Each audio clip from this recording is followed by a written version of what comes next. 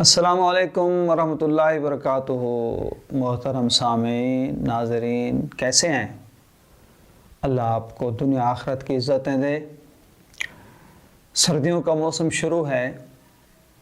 सर्दियों के मौसम में अमूमन लोग गर्म ग़िज़ाएँ खाते हैं, अंडा खाते हैं और इसी तरह के ड्राई फ्रूट खाते हैं, जिसकी वजह से मुंह में अजीब सी स्मेल, जिसको हम खुशबू, अगर अच्छी हो तो खुशबू कहें और अच्छी ना हो तो उसको बदबू कहें, मुंह से आती है। तो उसके लिए बेहतरीन जो अल्लाह के नबी सल्लल्लाहु अलैहि वसल्लम की तरफ से हमें मुंह साफ़ करने का सलीका और तरीका मिला है, वो मिसवाक है। तो मिसवाक हमारे फ़ुक़हाए कराम ने इसमें कलाम किया है कि ये वज़ू की सुन्नत है या नमाज की सुन्नत है। बहरहाल ये एक बेहतरीन ख़ूबसूरत सुन्नत है जो तमाम अंबिया की सुन्नत है।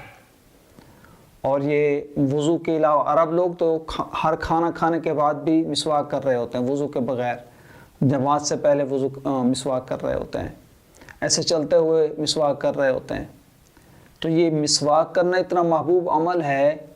आक़ा नामदार सरवर कायनात सल्लल्लाहु ताला अलैहि वसल्लम ने इस दुनिया से जब पर्दा फरमाया तो आखिरी अमल आपका मिसवाक करना था। तो ये इतना मुबारक अमल है। तो मिसवाक एक तो ताज़ा लकड़ी जैसे नीम होती है, जिसके दांतों में दर्द रहता हो वो तो नीम का मिसवाक करे, उसके जो रेशे हों उसको अच्छी तरह नरम करके मिसवाक करे, उनकी वजह से मसूड़ों को भी तकलीफ़ ना हो। इसी तरह कीकर का मिसवाक करे, ताज़ा लकड़ियों में से। जो पीलू, जिसको सराइकी में जाल भी कहते हैं, उसकी जड़ का जो मिसवाक है वो भी बहुत अच्छा रहता है, वो ज़्यादा देर चलता है। और इसी तरह सफरावी बीमारियों, बलगमी बीमारियों के लिए जो अतिब्बा कहते हैं, वो